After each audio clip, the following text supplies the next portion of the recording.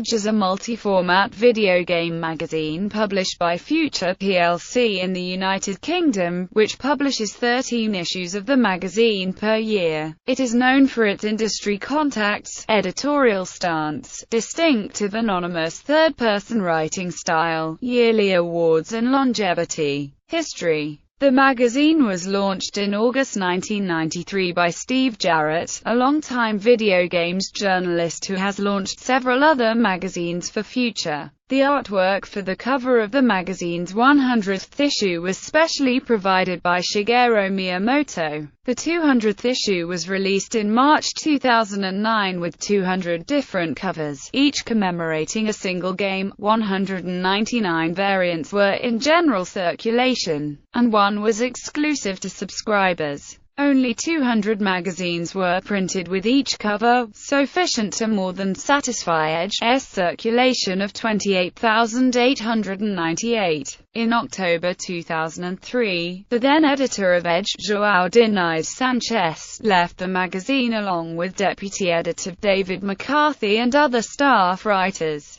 After the walkout, the editorship of Edge passed back to Tony Mott, who had been editor prior to Diniz Sanchez. The only team member to remain was Margaret Robertson, who in 2006 replaced Mott as editor. In May 2007, Robertson stepped down as editor and was replaced by Tony Mott, taking over as editor for the third time. Between 1995 and 2002, some of the content from the UK edition of Edge was published in the United States as Next Generation. In 2007, Future's US subsidiary, Future US, began republishing selected recent Edge features on the Next Generation website. The Edge website and blog were subsequently incorporated into the Next Gen site. In July 2008, the whole site was rebranded under the Edge title, as that was the senior of the two brands. In May 2014, it was reported that Future intended to close the websites of Edge, Computer and Video Games and their other video game publications. In December 2014, it was confirmed that the C&VG website would close and its content would instead be published at GamesRadar, and in January 2015, it was announced that the same would happen to the Edge website. Edge has been redesigned 3 times since the magazine launched. The first redesign occurred in 1999, the second in 2004, and the third in 2011. The first redesign altered the magazine's dimensions to be wider than the original shape. The latest design changes the magazine's physical dimensions for the second time, and introduces a higher quality of paper stock than was previously used. Features. Each issue includes a making-of article on a particular game, usually including an interview with one of the original developers. Issue 143 introduced the Time Extend series of retrospective articles. Like the making-of series, each focuses on a single game in, with the benefit of hindsight, gives an in-depth examination of its most interesting or innovative attributes.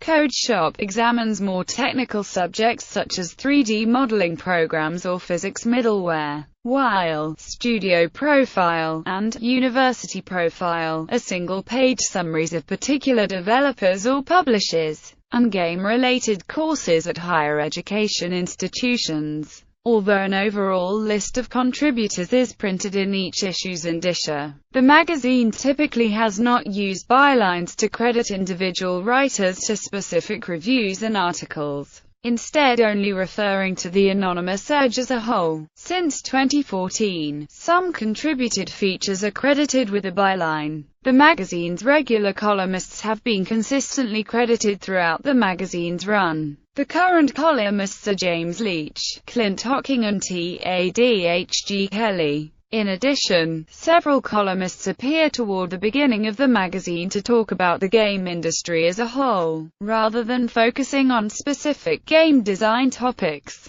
They are trigger-happy author Stephen Poole, Lee Alexander, and Brian Howe, whose parody article section, You're Playing It Wrong, began with the new redesign. Previous columnists have included Paul Rose, Toshihiro Nagoshi of Sega's Amusement Vision, author Tim Guest, NGAI Kroll, and game developer Jeff Minter. In addition, numerous columns were published anonymously under the pseudonym Red-Eye, and several Japanese writers contributed to a regular feature called Something About Japan. James Hutchinson's comic strip Crashlander was featured in Edge between issues 143 and 193. Scoring. Edge scores games on a 10-point scale, from a minimum of 1 to a maximum of 10, with 5 as ostensibly the average rating. For much of the magazine's run, the magazine's review policy stated that the scores broadly correspond to one of the following sentiments: 1 disastrous, 2 appalling, 3 severely flawed, 4 disappointing, 5 average, 6 competent, 7 distinguished, 8 excellent, 9 astounding, 10 revolutionary. However, with issue 143 the scoring system was changed to a simple list of 10 equals 10, 9 equals 9, and so on. A tongue-in-cheek reference to people who read too much into review scores.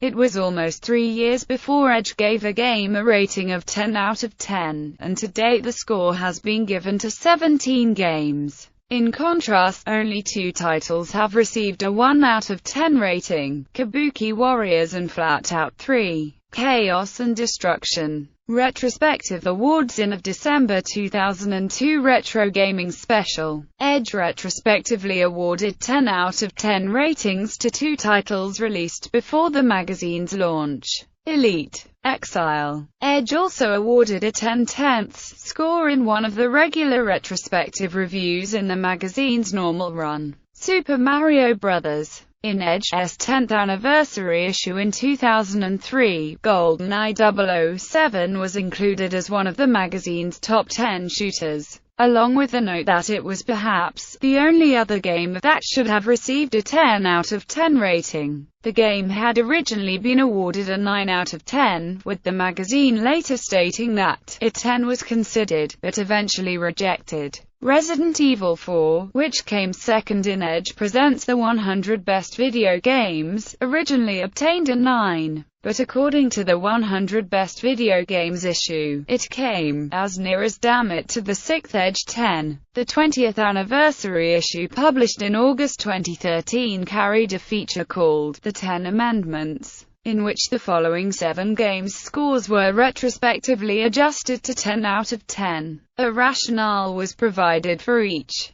GoldenEye 007, Advance Wars, Resident Evil 4, Drop 7, Red Dead Redemption, Super Street Fighter 4, Dark Souls. Special issues. A number of Edge special editions were published in the UK. These included 1996 Essential Hardware Guide Special Edition issue focusing on PS1, Saturn, Ultra 64, PC CD-ROM, 3DO, M2, Atari Jaguar, Amiga, Virtual Boy, Mega Drive, Super Nintendo. This was the first special edition produced, the front and spine displaying premiere issue. Essential Hardware Guide 2000 Special Edition featuring the top 10 formats ever, so Clive revists the ZX Spectrum and sections on Xbox, PS1, PS2, Dreamcast, GameCube, G's Cube, Game Boy Color, PC, Game Boy Advance, WonderSwan Color, Ericsson R380s, Palm IIIC and GP32. The 100 Most Significant Reviews from the First 100 Issues, a collection of reprints of notable reviews from the magazine's history,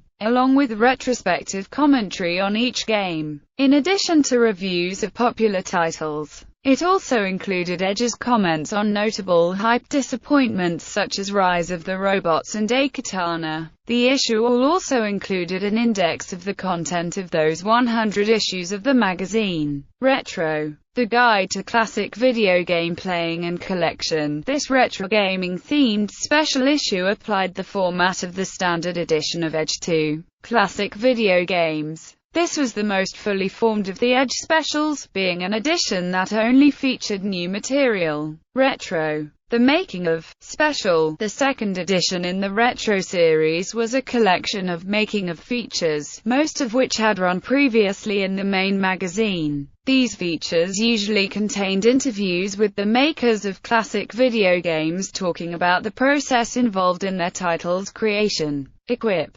PlayStation 2, Equip. GameCube, Equip. PC, Equip. Xbox. Each Equip issue discussed the state of a particular game's platform, looking back on significant releases with the benefit of hindsight and outlining future developments. For example, the GameCube issue featured lengthy retrospectives on The Legend of Zelda, The Wind Waker and Animal Crossing, plus a feature on upcoming titles that would use the Nintendo GameCube, Game Boy Advance link cable. Specials Issue 10. Retro. The Collector's Series. This final edition in the Retro series reprinted all of the Collector's series of articles from the main magazine. Each feature focused on a specific video game console of yesteryear and examined its history and the collector's market surrounding its rare or collectible games. Unusually for Edge, the majority of these articles were written by one video games journalist, Simon Parkin, a longtime freelance contributor to the magazine. File Volume 1, File Volume 2, File Volume 3, File editions reprinted selected content originally published between 1993 and 1996 in Edge issues 1 to 36. Each volume of File covered 12 issues.